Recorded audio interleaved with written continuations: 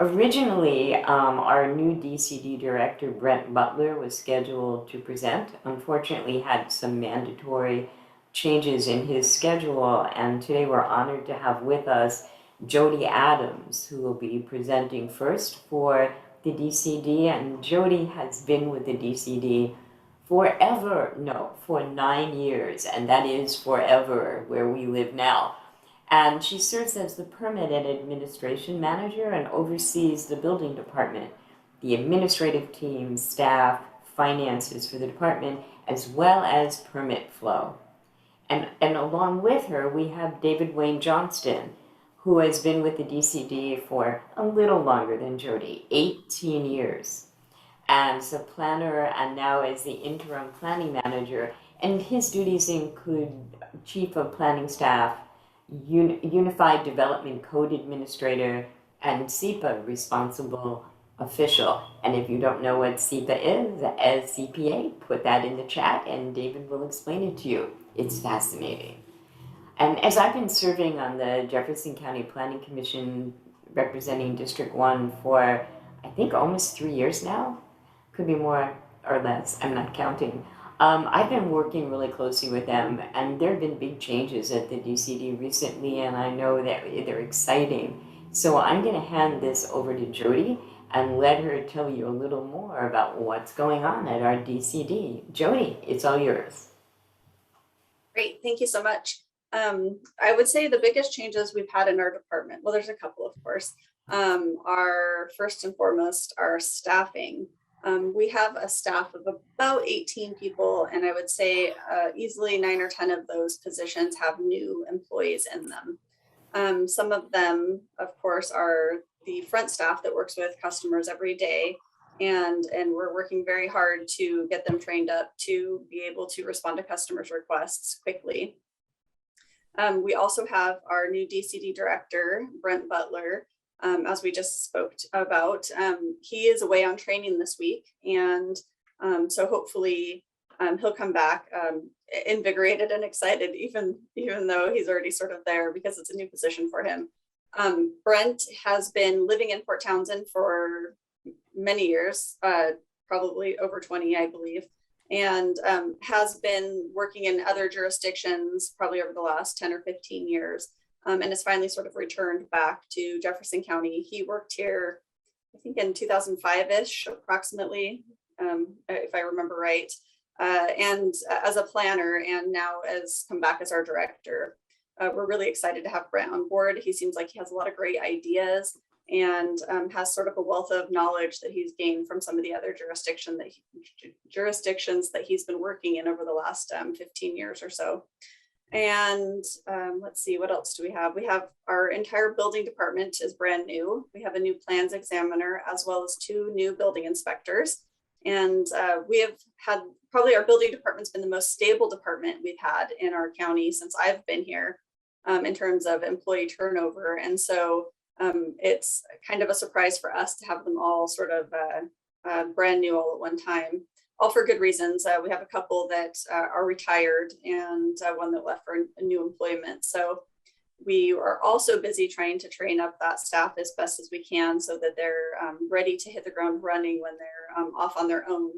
Our senior building inspector is here until January and is working hard to try to get them as trained and familiar with the county as possible before he retires.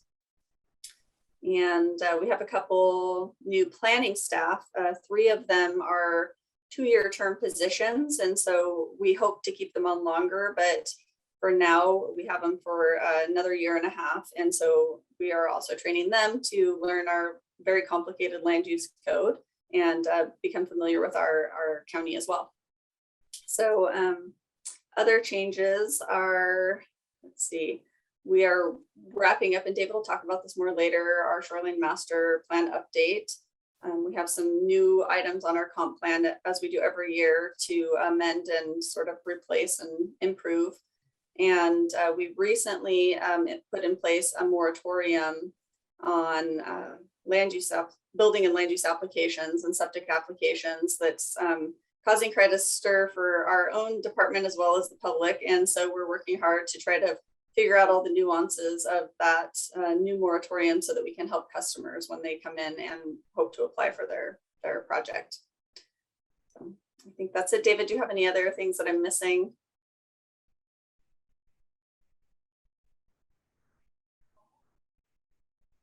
No. Anyways, so if we have any further questions about any of those items, I'm happy to discuss them or kind of dive deeper into each of them.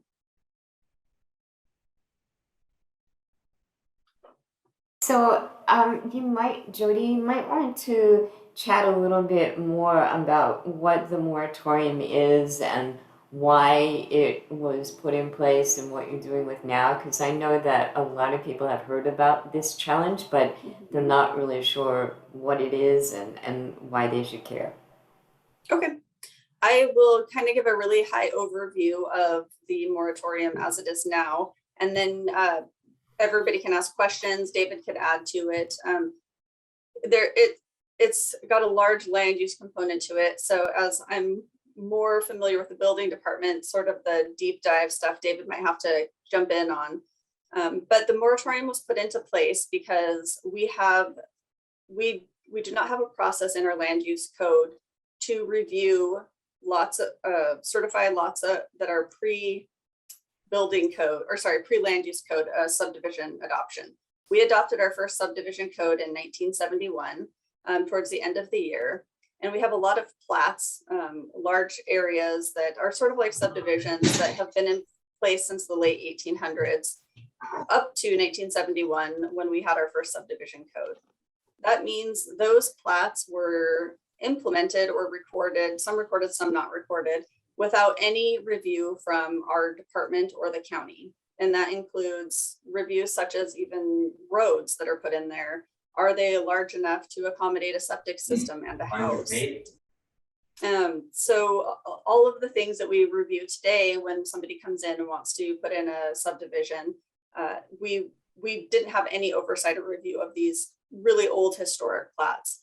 So what's happening is we may have one out there in the county that somebody comes in and wants to change the lot sizes or develop or put in houses, and they are not in line with what our current code is, and they're not in line with the state's Growth Management Act, which we also comply with. The Growth Management Act helps us maintain our sort of rural status as a county, and it's a reason why a lot of people love living here.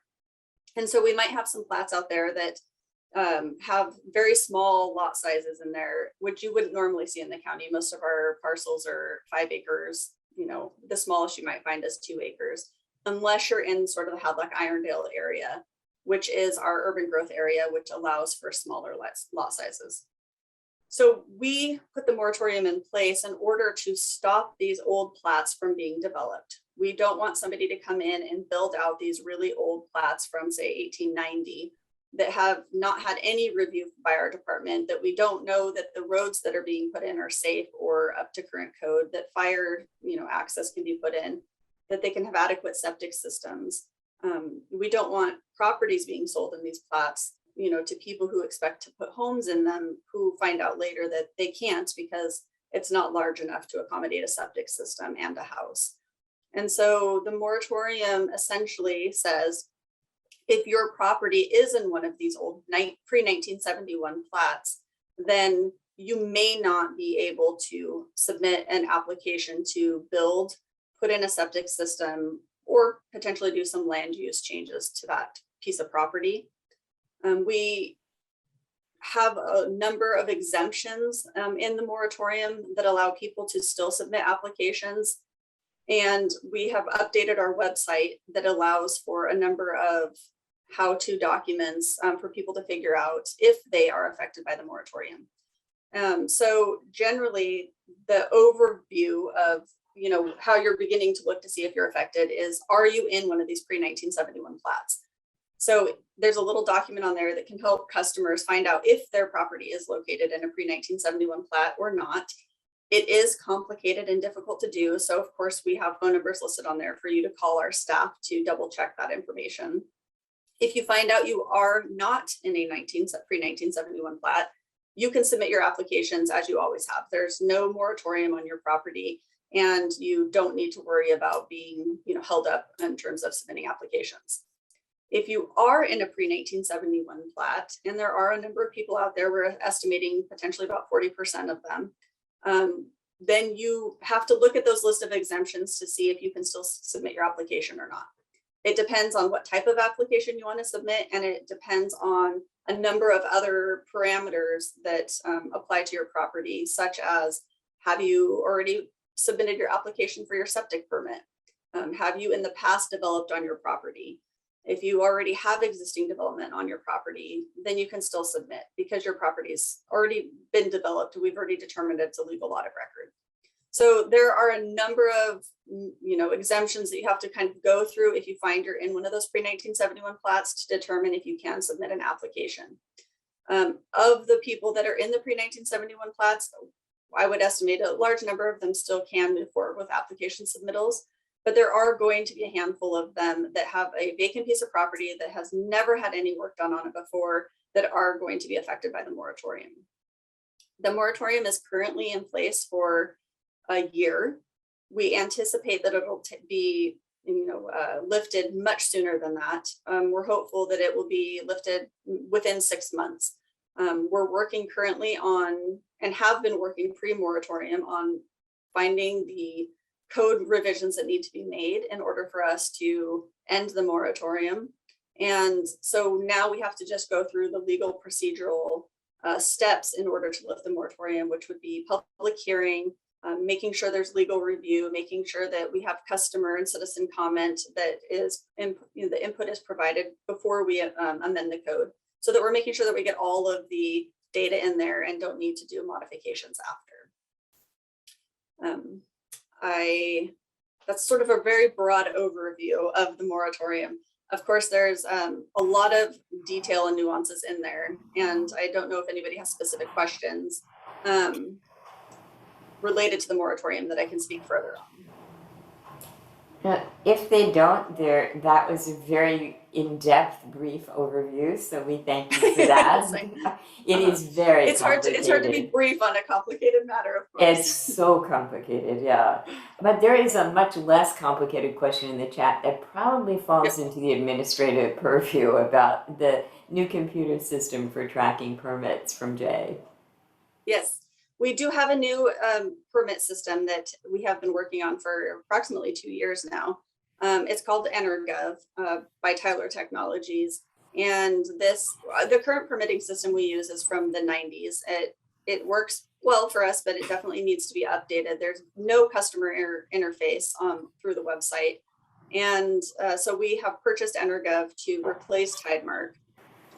We are at the end stages of importing and refining the information that goes into EnerGov so that we can release it.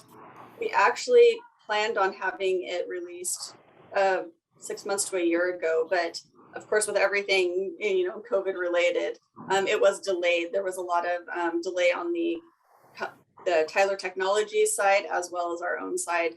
A lot of the team members that have to refine and put in information and do training on the new database have been pulled away to work on COVID matters on the health side.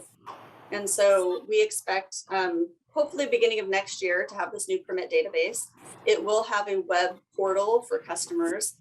So if you are a repeat customer, say you're a contractor or a real estate agent, you can have a login and you'll see all of the questions and customer meetings and permits and everything that you've sort of interacted with our department on in your portal in one place.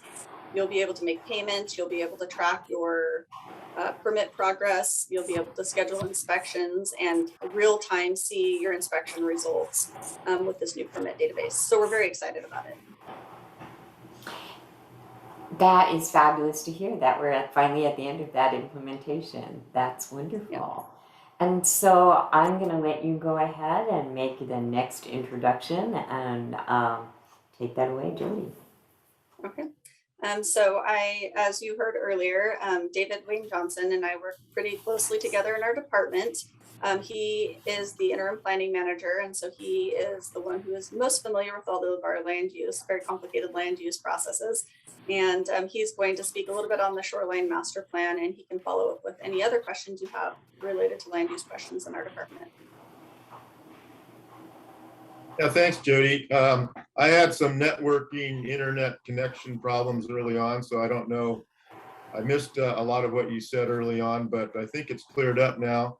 So if I restate something you already told everybody, I'm just trying to get back on track. But we've had a lot of changes in DCD. I'll talk a little bit about the Shoreline Master Program after that. But I wanted everyone to know that in my 18 years here, the last 6 months have been completely unprecedented. We've had more change than I've ever seen in any year or every 5 years even. And it started with a major shakeup in staff, starting with our director leaving in April, and then the planning manager leaving in May.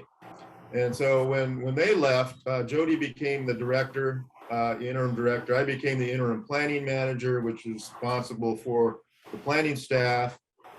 And we decided to make some changes in staffing, pretty significant changes, moving some duties from administrative to the planning division, where I think they rightly belong.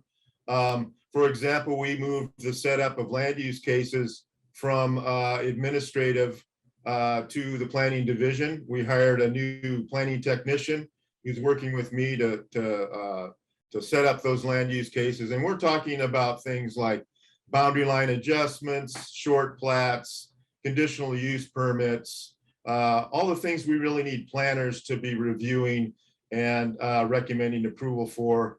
And then we also decided to implement a process that we came up with several years beforehand under another director. We got a grant from the state to do a lean process improvement. And I think, Jody, you were here at that time, were you? Yes, okay. So basically the grant allowed us to hire consultants, close the office for a week, and I think it was 2014, if I'm not mistaken. But one of the results of that process was called the upfront review and review team concept, which is basically where we asked, what is the earliest opportunity we can review a building permit? And the answer was, well, it's when it's being submitted to the department as an application. So that's when we were going to start the review. And then we added, well, we can have environmental health look at it at the same time. And that's the review team concept.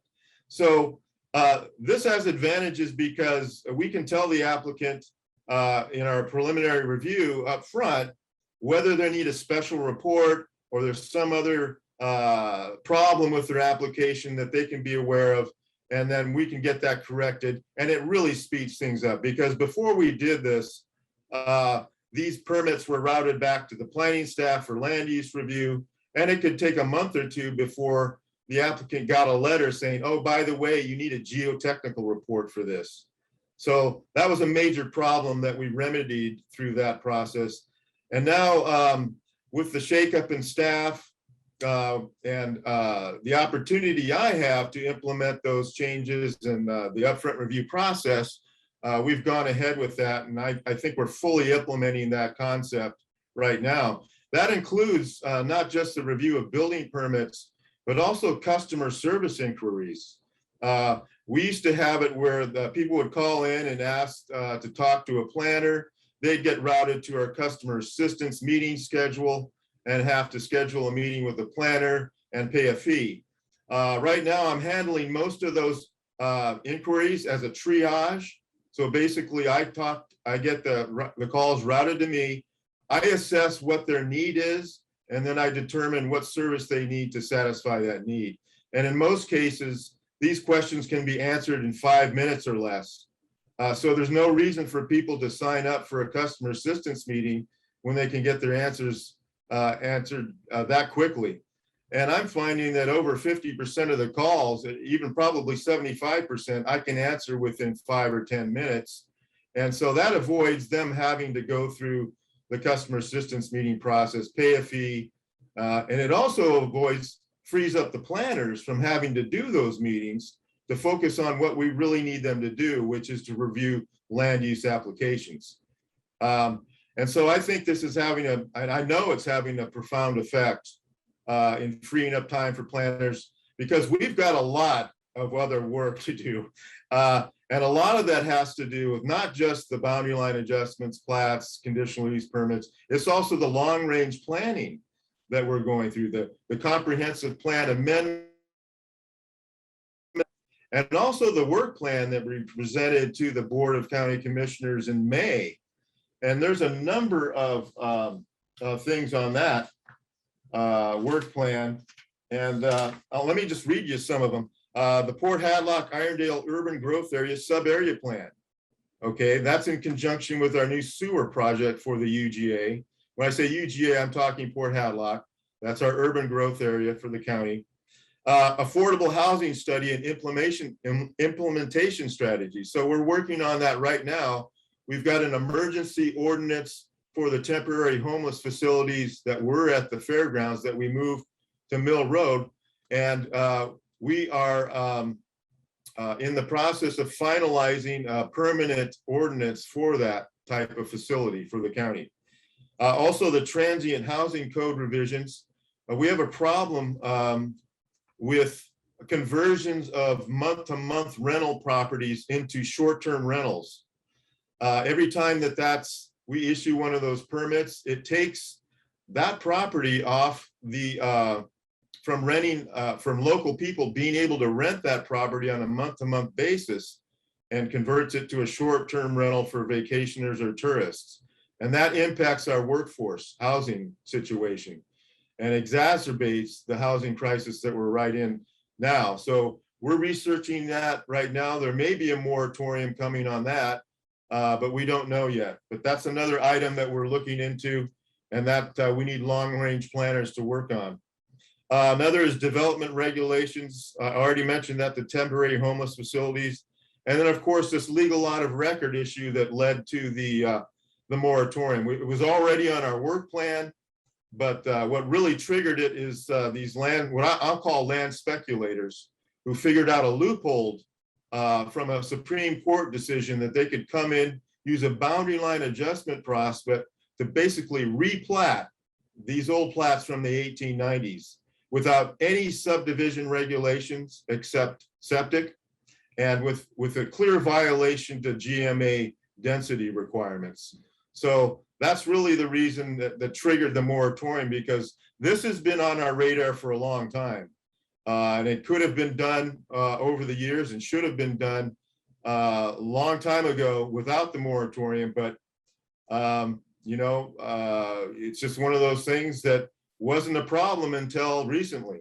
So the emergency moratorium is an emergency to stop that kind of redevelopment of these old plats. I'll give you an example of how that impacts our community.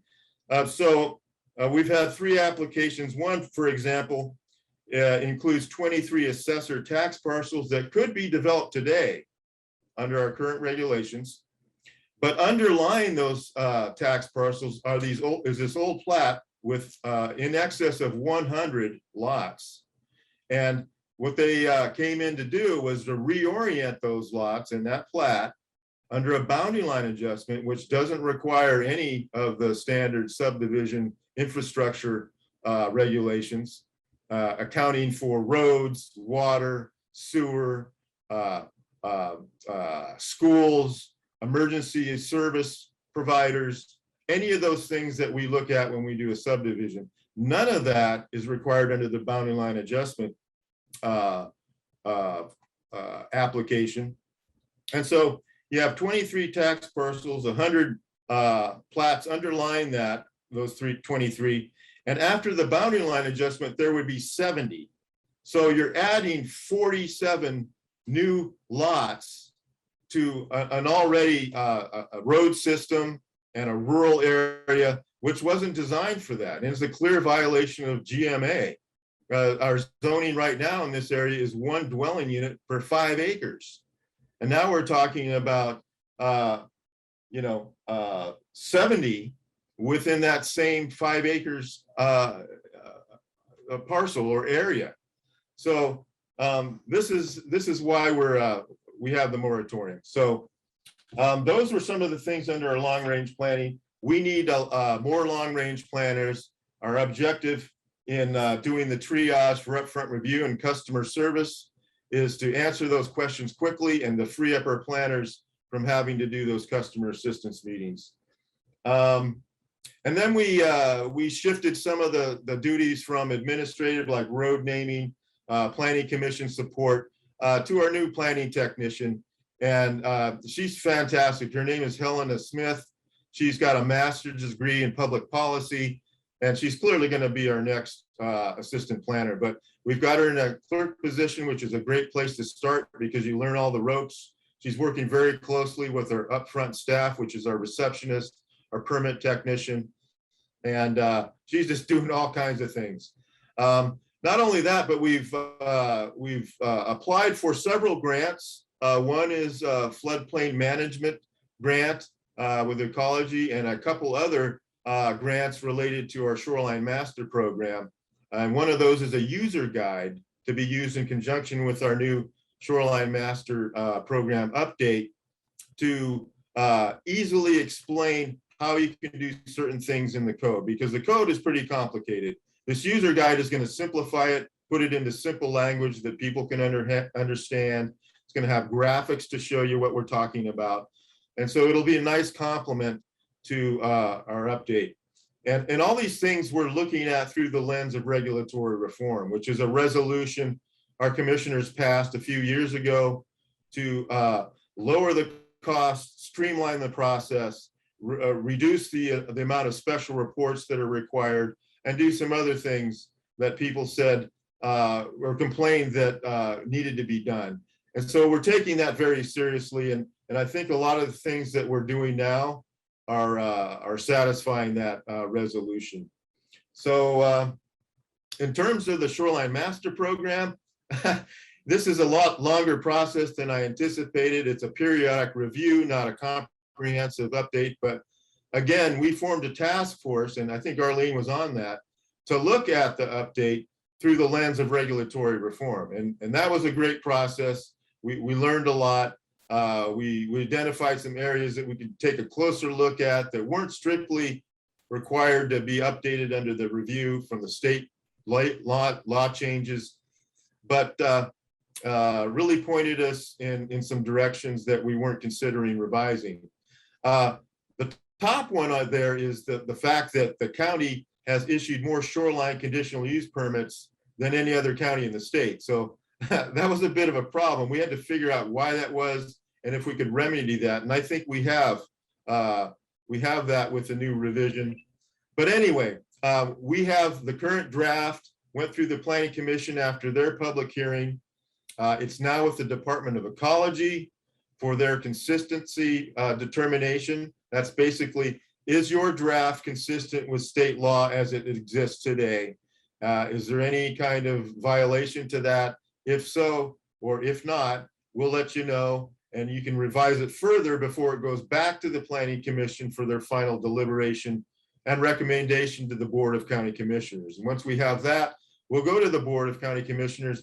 They'll have the final review, and they will make the final determination on adopting our new revised Shoreline Master Program. Those are the regulations for development within 200 feet of the marine shorelines, but as well as some of our rivers too. And Chimicum Creek, by the way, is a shoreline under our program. So it's regulated that way too.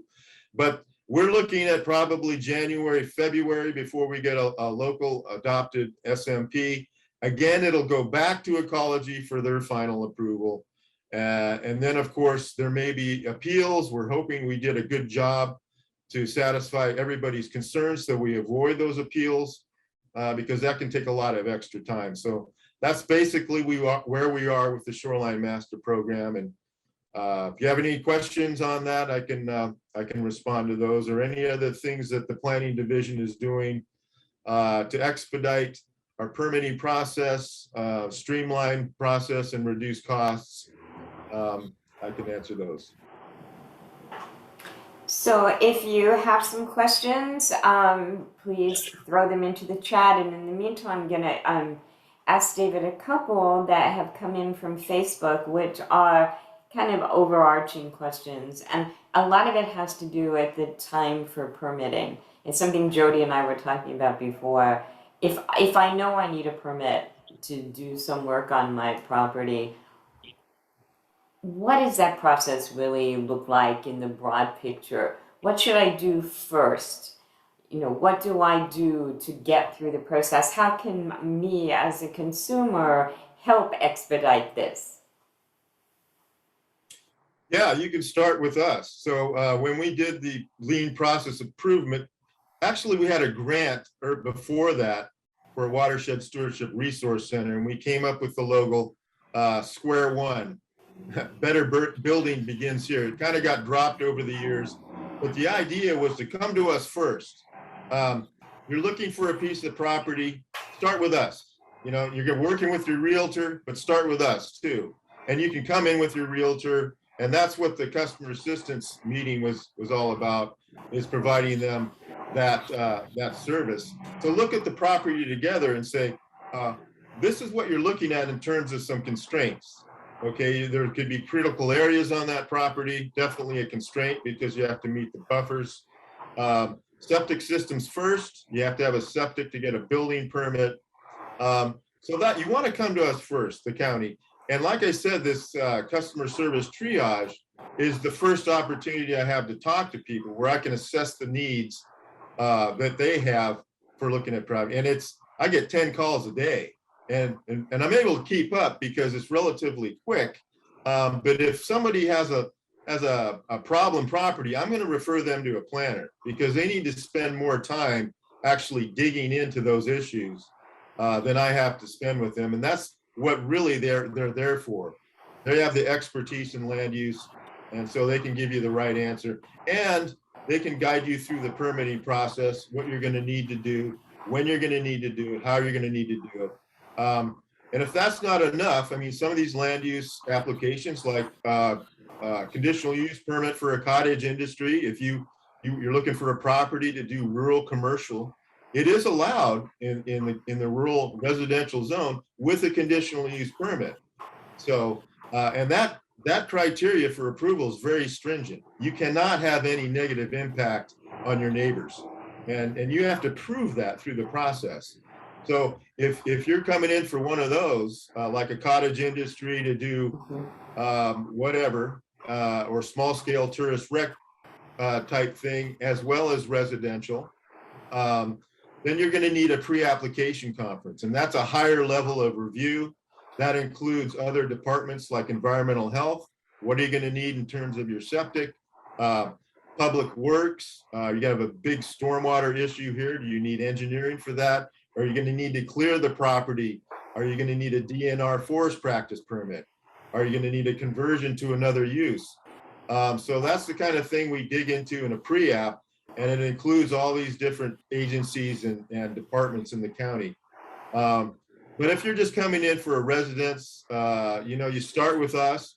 You start by calling the reception. She routes you to me or Helena. We determine your need. And if we can answer those questions quickly, we will. Otherwise, we're going to route you to a planner to get answers that you're going to need to know to speed up the process. Does that help? That, I think, is a fabulous description for the public to really understand how they need to interact with DCD, which is always challenging. I think expectations are very different than reality, and this process is going to really help them understand what it takes to get from A to Z. There is a question that is very similar to a few of them that have come in on Facebook, and I know Planning Commission is focusing for the coming year and this year as well on housing. And the question from Jay is, are there any ideas regarding pre-approved ADU building plans or other pre-approved building plans on the table? Yes, actually, we've had a lot of discussions around this.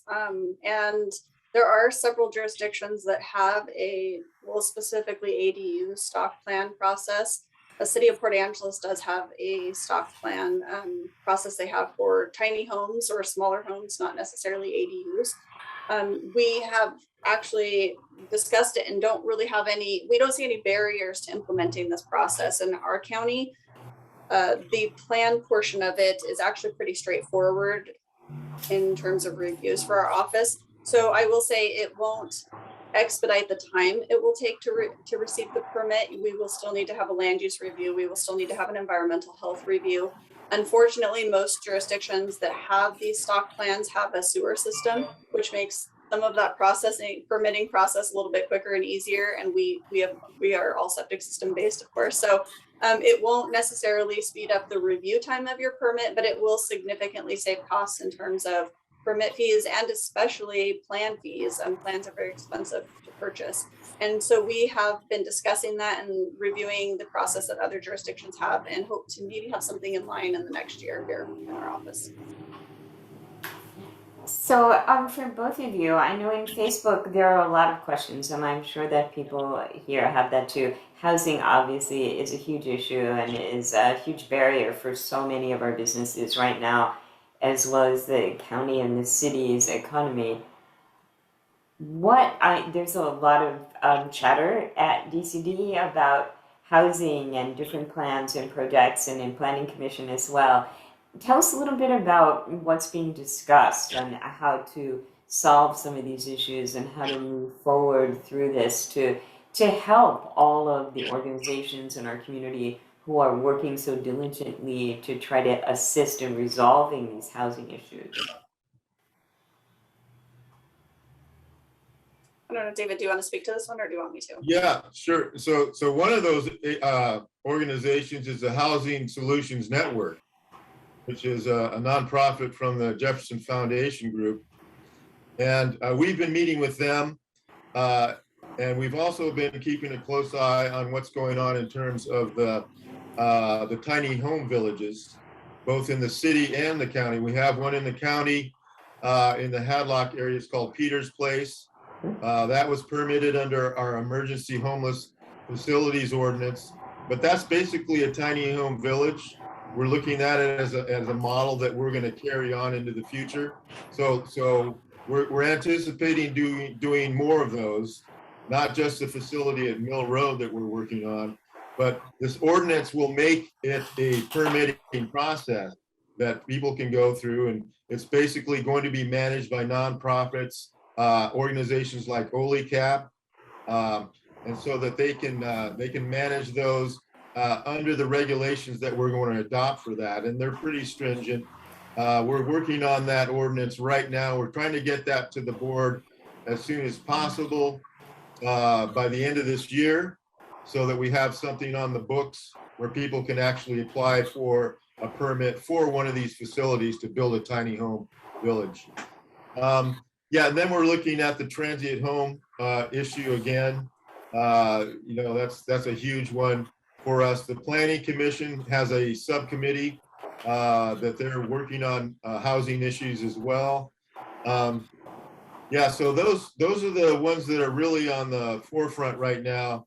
We've got one of our assistant planners, Brian Benjamin, and Joel Peterson, working on those two issues right now, in addition to other work, by the way. So I think we actually need another long range planner to help with this, because it's a huge issue. And then of course we've got the sub area plan for the UGA. The zoning we have there, once we get a sewer, will be a lot higher density than out in the county. That's where GMA forces us. It doesn't force us, but the idea behind GMA is to direct the population, the high density populations, to our urban growth areas and develop those at a higher density than in the rural parts of the county. The rural parts of the county are meant to protect resource lands, agricultural lands, forest lands, and they have a higher a lower density. That's the 1 to 5, 1 to 10, or 1 to 20 acres. So our UGA has a lot of these old plats, and they have a lot of these small lots. I mean, that's perfect. Once you have sewer, you can actually develop those lots as they were intended or drawn up or recorded. And that'll raise the density a lot. And then that's what we want, because we also provide not only the sewer system, but transit, the walking pathways. We have a real kind of community that is smart growth, and that's where we focus the density. We want the density to go there. So the sub-area plan is critical in conjunction with the sewer plan. And that's going to be, we'll probably have a draft of that sub-area plan, hopefully by the fall of next year. We're likely going to have to hire a consultant, but there's going to be a lot of outreach involved in that too, because we want not only the people who live in the UGA, but the county in general to talk about, housing issues. That's the outreach and education is a huge part of this this plan. Yeah, and I would agree with, just to, clarify a little bit with what David said is, one of our challenges in our county is that we can't densify in the rural areas. And so when you're looking at putting in a lot of houses for an apartment, for instance, we only can put in apartments in our UGA area, in the Hadlock Irondale area. And until we have a sewer plant, it just financially makes it not feasible for most people to do. So once the sewer is in and the sub-area plan is developed, that will really, I think, help a lot with housing for the majority, not even, homelessness necessary housing, but just housing in general for our population. Just really don't have the ability to densify like we need to in Jefferson County. And so I feel like once that sewer plan comes in, we'll see a lot more benefits that way. Yeah, and it'll help in terms of economic development too, because there'll be a place for our workforce to live and take transit. You wouldn't even need to own a car and say, that's the idea, that's the planning that we need to do. So that is fabulous information from both of you for this community, and I want to thank you both for joining us today and providing us with this deeper dive into DCD and information that I know is going to resonate throughout the community. I think that it's news to some people about what you're doing and how things have changed, and we're very grateful for the work that all of you do and look forward to working with you. And on a personal note, with all these changes going on, I know Planning Commission is very excited about them as well. So it's an exciting time at DCD and for the county. So thank you both. We're going to, if you have any other questions that come up, please feel free to put them in the chat, and we'll make sure that Jody and David get them so that they can be answered. And personal questions, reach out to David, and I know he's going to put the contact information for him into the chat so that you can do that. I'm going to just give you a little update to start our briefly. So if you've got something coming up you want to tell us about, get that in mind. On November 5th, Chamber Cafe is going to showcase our new businesses in Jefferson County, the next generation of our community leaders and businesses. There's some fabulous, exciting new businesses that have opened up, both service businesses and goods, and none of them are tourist-based. They're all meant for our local residents, and that is very exciting. And some of them are services to help us build our economy. And on December 3rd, our cafe is going to be our annual state legislative update, and Representative Mike Chapman is going to be joining us, and he's going to be discussing this year's accomplishments and plans for 2022's upcoming legislative session. So please mark that date on your calendar and get a reservation in early. Again, it is at no cost and open to you, and there's going to be an extended QA for that Chamber Cafe, so know that he wants to answer your questions and hear your input about the needs for Jefferson County. So now we're going to go ahead and open the floor to you. You can wave your hand, or you can go ahead and wave your virtual hand in the reaction mode, and we can see what's happening there. For some reason, my computer does not want me to see you, so not sure why, but it's exciting. So since I can't see you, open your mic and scream if you have a question. We seem to have frozen up a little bit here. Hearing none, I'm gonna. Got a quick question here. Perfect. Oh, there you are. Hi. Hi. Hi, guys. Hi. That was helpful. That was a great presentation. I don't follow all the building side of things too often, but it was helpful to hear a little bit more narrative around the process and the code and how that's all managed there. So thanks team. That's really good. I was interested. I know when I signed up for this, it was a hyper local climate change and planning, and I thought I'd ask a little bit about how the department is thinking about future, I guess, numbers. Like, how are you? Is the Office of Financial Management coming up with numbers about growth rates, or how many people are moving here in the next, say, 10 years?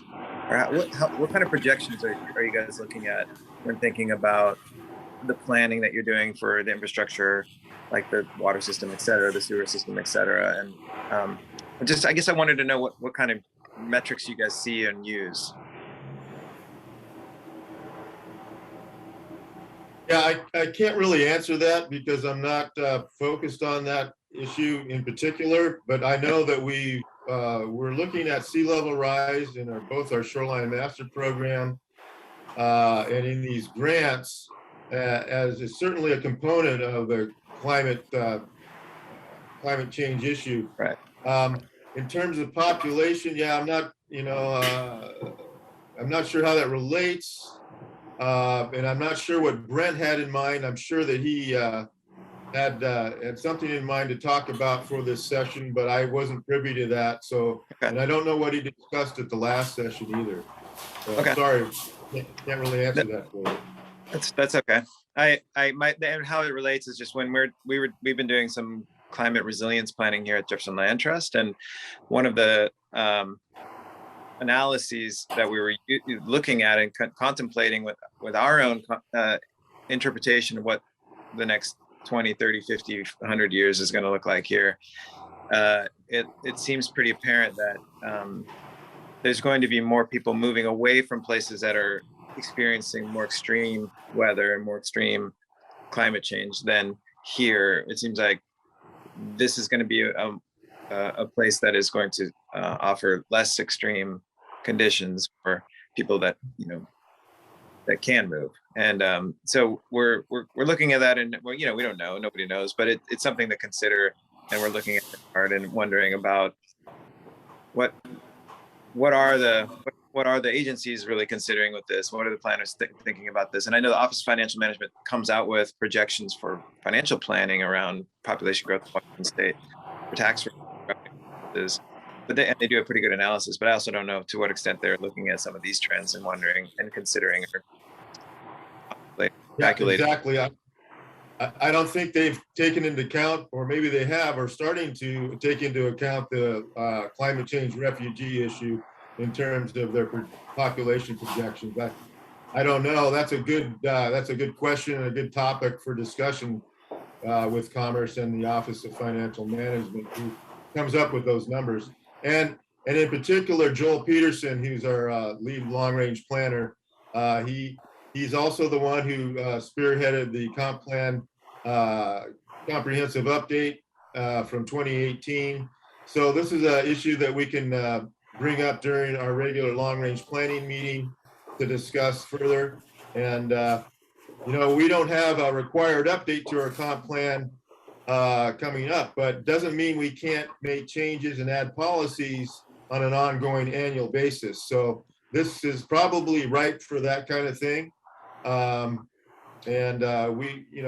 We, like I said, engagement of the public on these issues is going to help us do that. So, and of course, the planning commissioners, I always tell them, you're the ambassadors to the citizens in the county in terms of land use planning. So, doing outreach to your constituents in each one of your districts, you can play a lot bigger role in terms of this and in other issues.